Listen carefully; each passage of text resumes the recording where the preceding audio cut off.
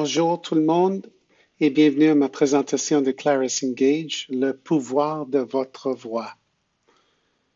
Mon nom c'est Vincenzo Menano et je travaille à Beeswax et je suis le directeur de développement de FileMaker chez Beeswax.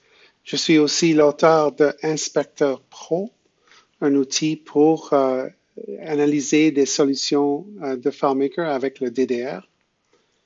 Je suis aussi un co-coordinateur des rencontres de FileMaker DigFM qui ont lieu en Californie, au nord de Californie, dans la région de Bay Area de San Francisco. Je suis aussi un conférencier qui a présenté plusieurs fois en Europe, autant que à DevCon. Et je suis aussi très heureux d'avoir présenté l'école 42 Silicon Valley à FileMaker il y a 5 années ou plus.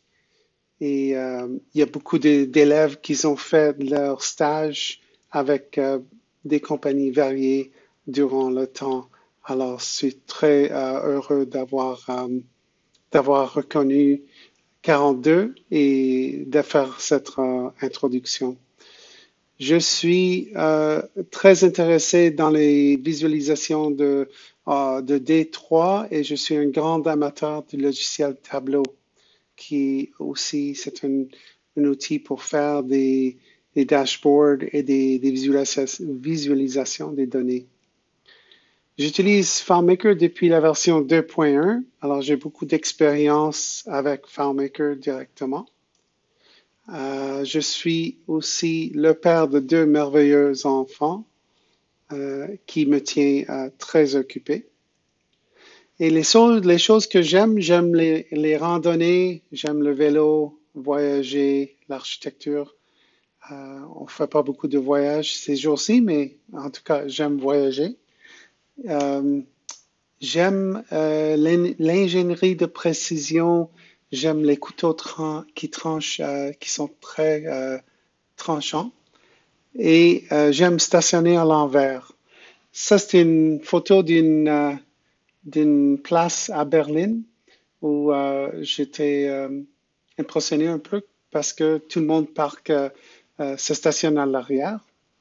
Et l'idée pour moi, c'est que c'est l'espoir que tu es prêt pour qu'est-ce qui est pour arriver. Alors, c'est, comme on dit en anglais, c'est un mindset. Alors, j'aime ça pour cette raison-là. Alors, qu'est-ce qu'on va discuter dans cette présentation? On va faire une petite introduction à l'application des raccourcis sur iOS. Quand j'ai fait la première présentation, la iOS 14 n'était pas sorti, mais quand même maintenant, parce qu'il est sorti, je parle plus sur la iOS 14 que le iOS 13, mais la chose qui est intéressante, c'est que l'application des raccourcis, ça s'installe par défaut. Il ne faut pas que tu ailles la télécharger. C'est disponible déjà quand tu as iOS 13 ou iOS 14. Les options dans FileMaker Go, on va regarder les options que tu as besoin pour que tu peux activer les interactions à partir de Siri et ce qui s'appelle la donation des scripts et la sécurité qu'il faut faire dans vos solutions pour que ça peut marcher. Des exemples de raccourcis qu'on va regarder, ce sont un petit exemple de Hello World, l'interaction vocale. Qu'est-ce qui est intéressant, c'est que avec l'interaction, il y a 2 manières de faire l'interaction. C'est la première manière qu'on peut cliquer sur un widget que tu peux installer sur iOS dans des différentes places, ou tu peux déclencher tout simplement faire dérouler votre raccourci directement manuellement. Et l'interaction est différente quand tu le fais manuellement ou quand c'est déclenché par une interaction vocale. Alors, on va regarder ces deux choses-là. On va regarder des choses très simples de façon de envoyer des paramètres de JSON pour vos raccourcis. Et qu'est-ce qui est intéressant aussi, mais on ne va pas couvrir en très détail, mais comme il n'y a pas de FileMaker Go qui déroule, disons, sur le Watch, Apple Watch, il y aura une manière de faire dérouler des raccourcis sur le Watch. Et tu peux aussi faire des raccourcis qui vont interagir avec le Data API pour aller prendre des données et donner des réponses. Alors, même si tu n'as pas FileMaker Go sur le Watch, tu peux quand même interagir avec des solutions directement à travers le Data API. Alors, c'est très intéressant qu'est-ce qu'on peut faire. Et qu'est-ce qu'on peut, des idées variées pour dépannage et des ressources pour d'autres places pour apprendre d'informations sur tout ça. Et une conclusion est plus. Alors, ce que j'aimerais que cette session vous apporte, vous rendre imaginatif et curieux de ce qu'il est possible de faire avec les raccourcis d'iOS. Il y a deux vidéos que j'aimerais vous présenter ou j'aimerais que vous preniez le temps de regarder pour vous mettre dans l'ambiance qu'est-ce qu'on va faire avec la voix. Alors, la première vidéo, c'est The Rock, s'appelle Siri Dominate the Day. Et c'est une introduction à quand ils ont déroulé iPhone 7. Et c'est très fun. Et l'autre vidéo, c'est The Force Star Wars Das Auto. C'est une publicité de Volkswagen. Et ça, c'est aussi très inspirant. Et ça me rappelle les premiers jours de travailler avec la voix, avec la Mac. Et ça, c'était toujours un moment magique parce que tu pouvais juste dire quelque chose et ça allait déclencher des activités.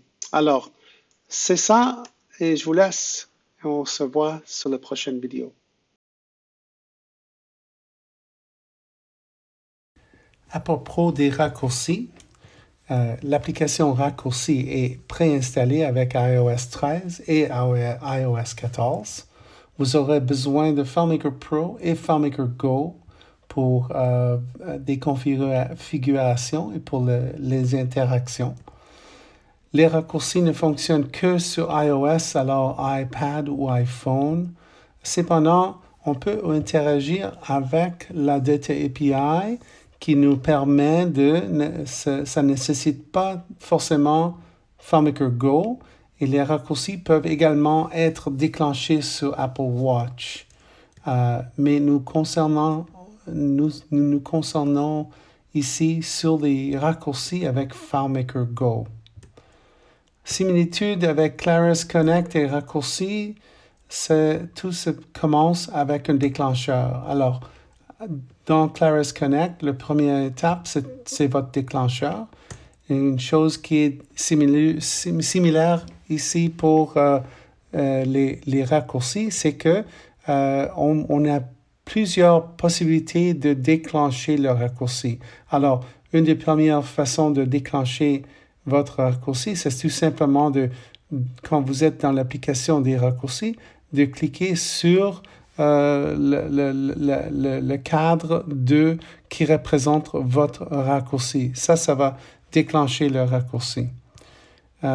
Étant que vous êtes en train d'éditer votre raccourci, en bas à droite, vous avez un bouton pour cliquer pour déclencher le raccourci.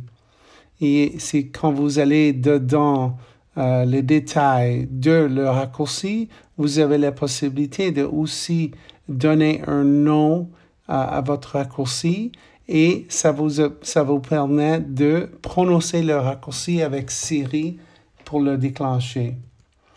On peut aussi rajouter une icône à l'écran. On peut aussi, alors, quand vous avez à rajouter l'icône à l'écran, c'est comme une petite application dans votre écran d'accueil qui vous permet de déclencher le raccourci de l'écran d'accueil. À partir dans l'affiché de partage, on peut déclencher le raccourci aussi à partir de l'affiché de partage. Alors, par exemple, ici, j'ai un raccourci. J'ai coché que je veux que j'ai l'option de lancer mon raccourci à partir de l'affiché de partage. Et quand je partage une image, je voudrais que mon raccourci apparaisse dans la liste. Alors, quand je vais dans une image et j'appuie sur l'icône de partage, je peux voir ici dans ma liste que j'ai mon raccourci que je peux déclencher automatiquement d'ici. Il y a aussi des déclencheurs supplémentaires qui sont possibles et qui ont un déclencheur automatisé. Alors, ça veut dire que dans l'aspect de automatisation, il y a des automatismes personnels ou pour la maison.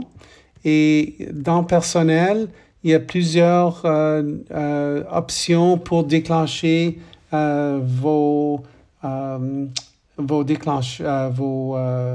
raccourcis. Alors, ce sont des options que ce sont automatiquement le déclencheur. Alors, quand tu arrives à une heure particulière, par exemple, automatiquement, ça va déclencher votre raccourci. Et ils ont rajouté des nouveautés dans cette catégorie aussi, dans iOS 14. Quand tu reçois un courrier, ça c'est possible aussi de déclencher votre raccourci. Par contre, tu n'as pas l'option de regarder le sujet, faire des calculs sur le sujet. Alors, c'est un peu limité là-dessus. Et aussi, quand tu reçois un message, c'est la même chose. Tu peux regarder à déclencher le raccourci à partir de qui t'a envoyé le message ou qu'est-ce qui est dans le contenu du message. Quand tu mets, il y a un aspect qu'avec iOS 14, on peut mettre nos raccourcis dans une widget qui apparaît sur l'écran d'accueil. Et aussi, quand tu en as plusieurs dans un fichier, ils vont cycler ici dans votre écran. Alors, à droite, vous pouvez voir, il y a trois points et ça va permettre de circuler autour de là. Alors, il y a beaucoup de personnalisation que vous pouvez faire en iOS 14. Et vous pouvez aussi en remplir plusieurs groupes. Et comme ça, vous pouvez les organiser un peu mieux. Et vous pouvez les importer n'importe où. Couple de choses de parler de FileMaker Go. Dans l'application FileMaker Go, on a la possibilité de gérer les donations vers les raccourcis. Alors, quand tu vas là-dedans, tu vas voir les fichiers actifs qui sont disponibles. Vous pouvez les effacer ou vous pouvez les désactiver. Ça, c'est une place où vous avez l'opportunité de gérer les donations qui vont apparaître à Siri. L'autre place, c'est que il faut, dans votre fichier, que vous cochez le privilège étendu qui autorise les URL à exécuter des scripts FileMaker, FMP URL script. ça doit être coché pour que les raccourcis peuvent déclencher les scripts dans votre document. Alors ça, c'est très important. Et pour les donations, c'est très simple. En FileMaker Pro, quand tu sélectionnes votre script, il y a une option de faire un right-click sur le script et activer le don de raccourci. Alors ça va apparaître une petite icône à côté de votre nom de script qui va vous dire que ce script a été capable de reconnaître part à part par votre raccourci.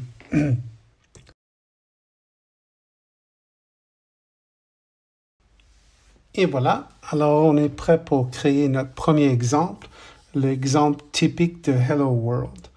Alors la première chose que je vais faire, je vais créer un fichier FileMaker et dans les sécurités, je vais activer le privilège étendu FMURL script. Après ça, je vais créer un script et je vais cliquer la coche de don de raccourci. J'envoie le fichier à mon appareil FileMaker, mon appareil iPhone, et comme ça que je peux l'ouvrir avec FileMaker Go. Mais ça, c'est pas nécessaire parce que on peut aussi l'héberger sur un serveur et l'ouvrir directement de notre connexion au serveur. Mais pour cet exemple, je vais l'envoyer à mon appareil directement. Je vais créer un raccourci après et je vais exécuter mon raccourci.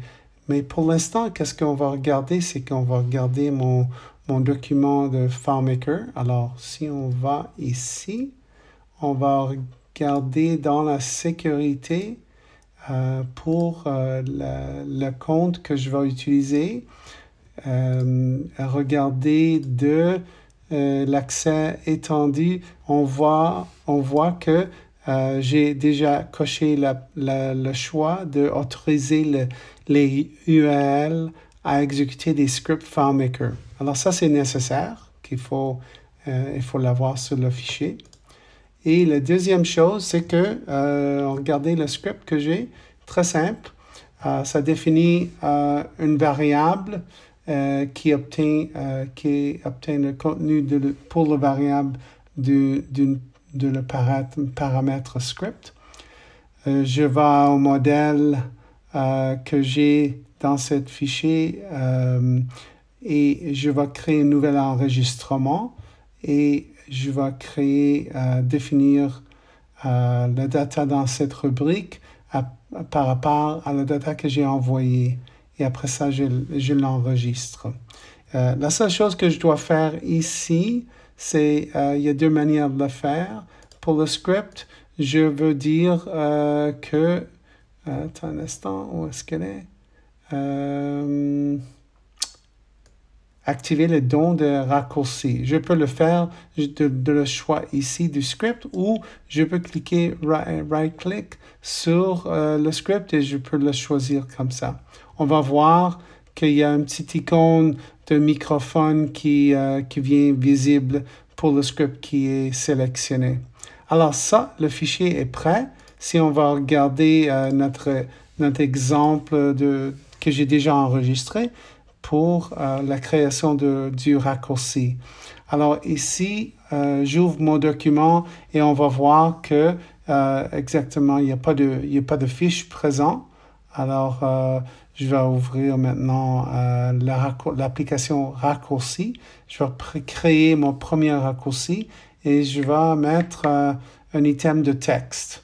Je vais écrire Hello World et après ça, je vais rajouter un autre item, ça va être une variable, définir une variable.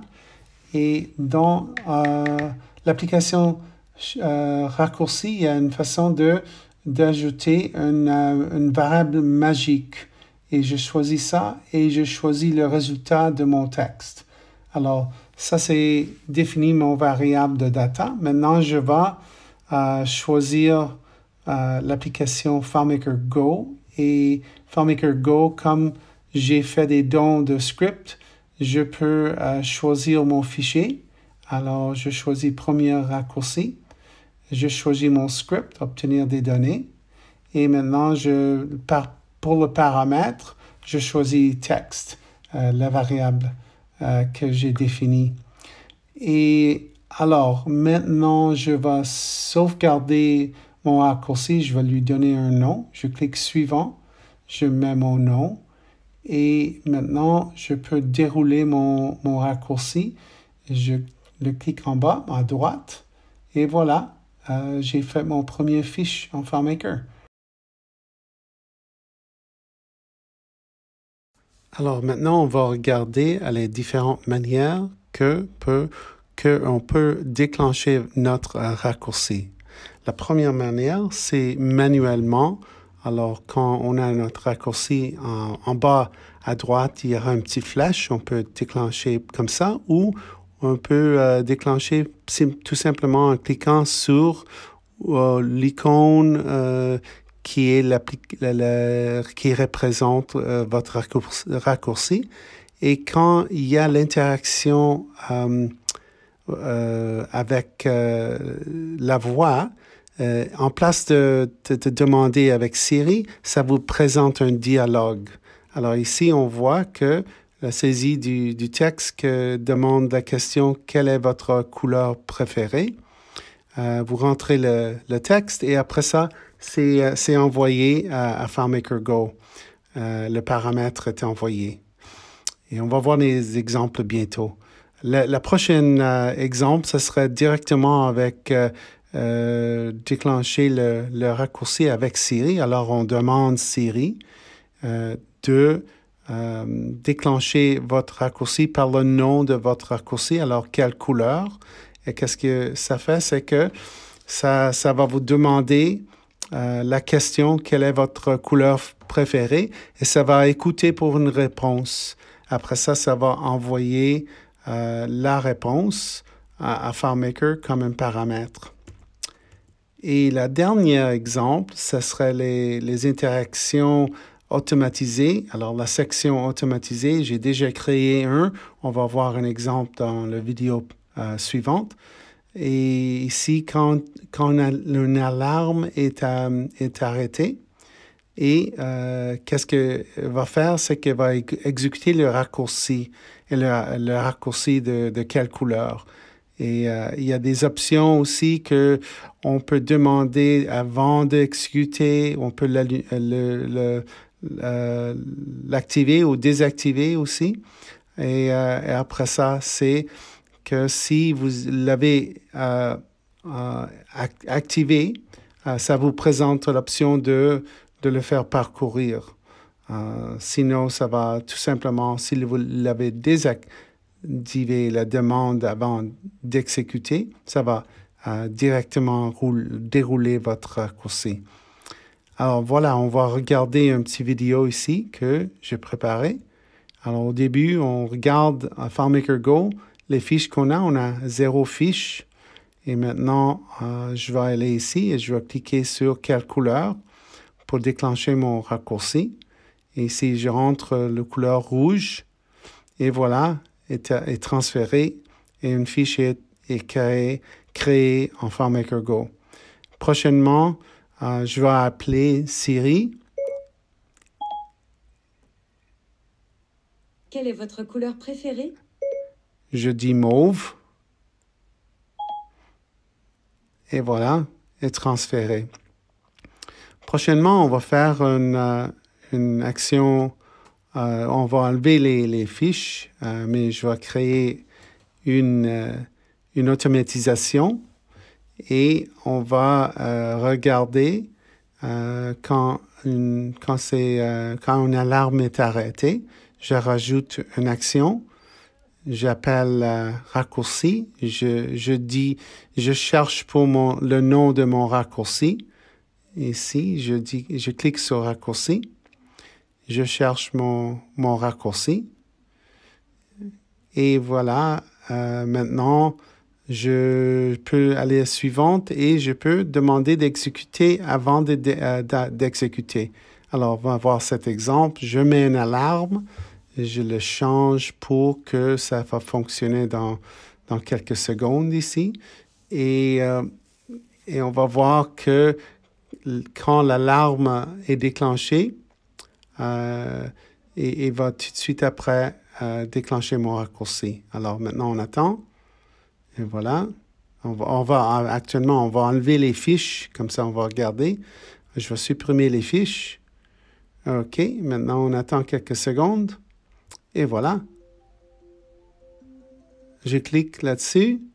Il va me demander, parce que j'ai mis demander de dérouler mon raccourci. Maintenant, il est en train d'enchaîner mon raccourci.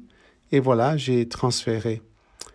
Prochainement, qu'est-ce que je vais faire? C'est que je vais enlever cette option de ne pas demander.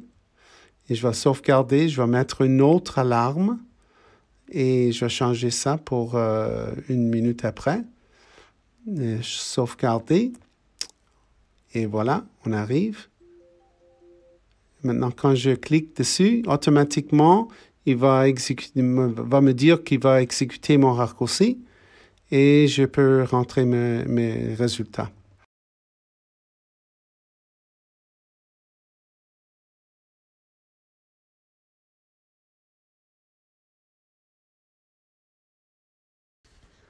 Alors, le prochain exemple, ça va être de créer des paramètres JSON avec des demandes requises et de mettre tout ça dans un dictionnaire qui va être représenté en JSON et l'envoyer comme un paramètre. Alors, qu'est-ce qu'on va faire? C'est qu'on va créer 4 paramètres. On va demander pour chaque paramètre par série. Et le premier qu'on va demander, c'est un numéro du projet. Et on va définir une variable pour ça. Après ça, on va demander le début du travail quand est-ce que les travaux sont commencés. Après ça, on va définir quel type de travail a été effectué. Et dernièrement, on va demander combien de temps a été travaillé. L'ordre de tous ces items n'a pas d'importance. Et qu'est-ce qu'on va créer? C'est un dictionnaire avec les variables qu'on a définies de chacun de ces items.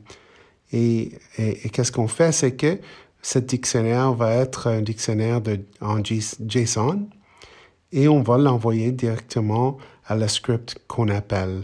Maintenant, on va regarder un exemple. Comme j'ai dit avant, si tu déclenches le raccourci manuellement, tu auras des aspects de rentrée comme ça, des dialogues comme ça pour rentrer manuellement les données. Alors ça, c'était le projet, ça, c'était le temps pour le projet. Quel type de travail a été effectué, saisie de texte et un numéro pour le temps été travaillé. Et voilà, le résultat, ça a l'air comme ça. Alors maintenant, on va regarder un autre exemple, un exemple qui était déclenché par la voix. Alors ici, on a Siri, on appelle saisie du temps. Quel numéro de projet? 25. Quand les travaux ont-ils commencé? Hier, à 9 heures le matin. Quel type de travail a été effectué? Développement. Combien de temps a été travaillé? 2 heures.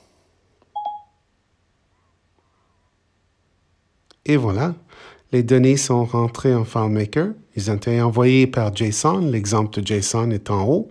Et on a pris les items de JSON et on les a mis dans toutes les rubriques nécessaires. Notre prochain exemple, on va regarder qu'est-ce qu'on peut faire avec le Data API.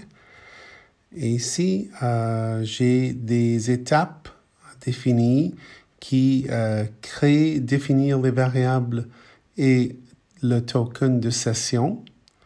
Après ça, les prochaines étapes, c'est de saisie des données. On va rentrer un peu de texte et on va créer notre enregistrement. On reçoit l'ID, le ID de la fiche qu'on a créée avec la requise de la Data API. Après ça, on va choisir une photo et après ça, on va mettre à jour la fiche qu'on vient de créer avec l'image et après ça, on va fermer la session. Ce qu'on peut faire à la fin, c'est que on peut appeler FileMaker Go de dérouler un script et passer l'identificateur pour vérifier les données qu'on a créées. Alors, le résultat, c'est quelque chose semblable à ça. Alors, qu'est-ce qui est intéressant avec cet exemple que je viens de montrer? La dernière étape, c'était d'appeler FileMaker Go. Mais si on a, par exemple, Apple Watch, on peut créer un raccourci pour, par exemple, la saisie du temps que j'ai démontré dans l'exemple juste avant celui-là, et qu'on peut saisir des données, capter des données et faire une entrée dans la base sans avoir FileMaker Go. Alors, on peut faire tout ça à partir de Apple Watch aussi. Mais alors, ça, c'est un exemple d'interagir avec le Data API.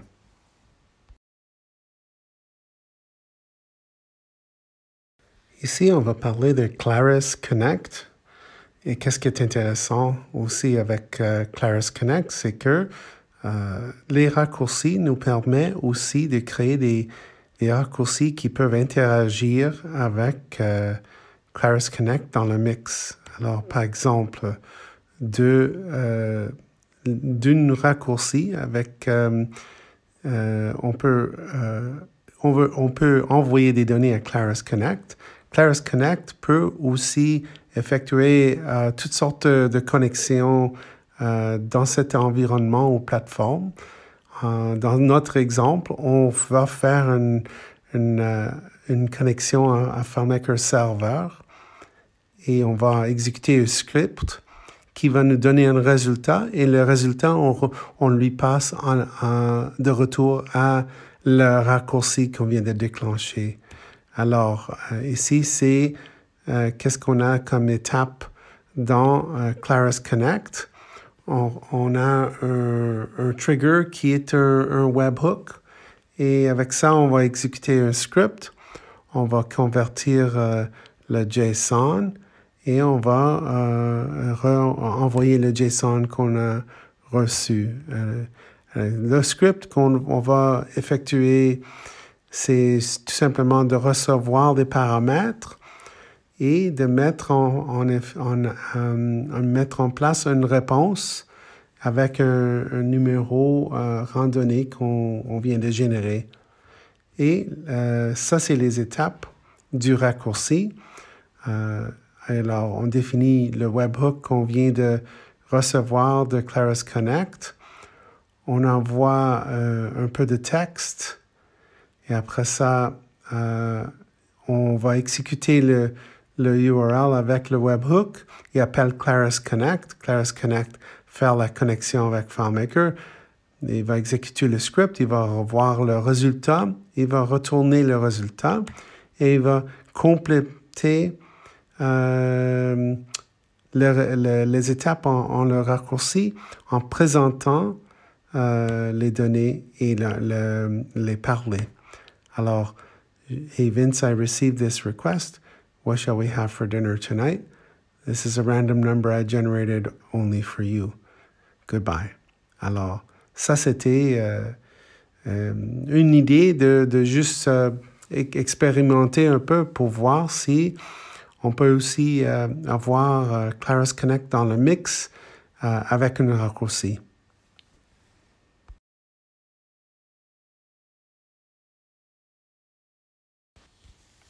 Alors, pour récapitulatif, on va regarder des idées pour dépannage. On peut mettre les fichiers ou localement sur notre iPhone ou iPad, ou on peut les mettre hébergés sur un serveur. Si on les met localement, si on veut rajouter un script, il faut télécharger une autre copie du fichier.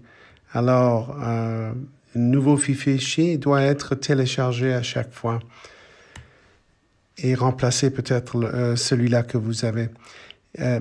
Les raccourcis peuvent aussi être synchronisés entre votre iPhone et iPad. Alors que vous commencez à écrire un raccourci sur votre iPhone, vous pouvez continuer à le modifier sur un iPad. Mais si vous avez un fichier local, il faudrait aussi que tu copies le fichier sur l'iPad. Des fois, quand tu écris des raccourcis et ça rappelle, il va te dire si il va se rappeler quel document était où. Alors, des fois, c'était un peu embêtant que vous mettez des fichiers locaux. Par exemple, si vous hébergez le fichier et vous faites une connexion au serveur, à ce moment-là, si vous avez des nouveaux scripts que vous faites des donations à Siri Shortcuts, il faudrait que vous fermez le fichier pour voir les nouveaux scripts.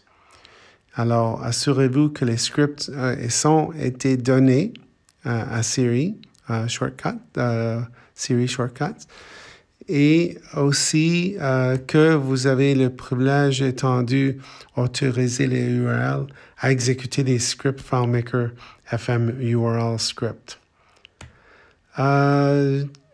L'édition des raccourcis sur l'iPad est beaucoup plus facile parce que vous avez beaucoup plus d'écran en place que l'iPhone. Des fois, c'est un peu embêtant parce que quand tu travailles avec les raccourcis, il n'y a pas beaucoup de place. Alors, c'est beaucoup plus facile de les modifier sur l'iPad. Et j'espère que peut-être dans le futur, Apple va aussi créer une application sur le Mac qui permet de créer ou modifier ou de faire des modifications directement sur le Mac. Faites attention lorsque vous faites défiler vos scripts parce que, comme j'ai dit avant, si vous avez le document qui était référé localement, des fois il va être confus si vous le défilez sur l'iPad. Alors, ça c'est un exemple. Par exemple, there are 3 options matching. Siri Shortcuts example. Il se rappelle pas quel document tu veux effectuer le script dans FileMaker Go. Alors, il va te présenter avec un dialogue comme ça. D'autres conseils, c'est que le monde de Siri Shortcuts, c'est une énorme communauté. Il y a beaucoup de gens qui partagent beaucoup de choses et des fois, tu peux avoir des raccourcis que tu peux importer. Alors ici, tu as une option autoriser les raccourcis non fiables. Si vous fiez à quelqu'un qui crée des raccourcis, vous pouvez les importer un peu comme add-ons dans FileMaker. Des gens que vous avez confiance dans les gens qui créent des add-ons. Vous pouvez les mettre, mais alors dans le monde de Siri Shortcuts, il y a beaucoup de gens qui créent des choses, alors il faut faire attention quand tu les importes. Je voudrais remercier beaucoup l'équipe de Beeswax, spécialement Fabio Bossicio, qui a deux fantastiques blogs sur le site Beeswax qu'il a créé à propos de Siri Shortcuts avec le Data API et quelque chose d'autre qu'il a créé qui utilise FileMaker dans une façon très particulière. Alors, je vous invite à regarder ces deux blog posts. Il y a beaucoup de possibilités avec les raccourcis qui ne fonctionnent pas sur juste les appareils iOS. Cependant que Clarisse a mentionné qu'ils étudient de faire une application pour Android aussi. Alors, il y a des choses intéressantes qui s'en viennent là-dedans. On peut, comme j'ai montré avant, se connecter avec le Data API. Et on peut aussi faire des connexions aussi avec Clarisse Connect dans le mix. Beaucoup d'utilisations créatives. Et une chose que je voudrais quand même remettre, rappeler, c'est que on peut considérer la voix comme faisant partie du UX design. C'est pas juste visuellement, on peut maintenant aussi penser à des interactions vocales aussi. Alors ça fait partie de l'expérience de l'utilisateur. Alors, il y a beaucoup de ressources. Il y a des ressources ici sur des shortcuts chez Apple. Il y a quelqu'un que j'ai pris un cours avec. Ça coûte pas cher. $33 par quelqu'un qui s'appelle Max Sparky, qui a fait un cours sur Siri Shortcuts. Et il l'a mis à jour pour iOS 14 récemment. Il y a une grande communauté, comme j'ai dit, avec Siri Shortcuts. Il y a des cours ici aussi à Udemy et un autre LinkedIn Learning. Et récemment, j'ai fait un abonnement avec Matthew Castellini et son website. Il y a beaucoup de ressources là-dedans et tu peux faire un abonnement à son newsletter. Alors, conclusion, raccourci dans iOS 13 et 14, c'est que l'application est installée par défaut. On a des options, on a regardé des options de FileMaker Go, les options de FileMaker Pro, la sécurité des dons des scripts. On a regardé des exemples de raccourcis, Hello World, interaction vocale, manuelle et différentes façons de déclencher les raccourcis. On a regardé en créant des paramètres JSON et les envoyer, interagir même avec le Data API, ajouter Clarisse Connect. Et on a fait un peu un survol sur le dépannage et des ressources. Il y a des choses que Fabio a faites dans ses blog posts avec Lex et des chatbots. C'est très, très intéressant. Je vous invite de regarder ces posts aussi. Et c'est ça. Alors, j'espère que vous avez bien aimé ma présentation. À la prochaine.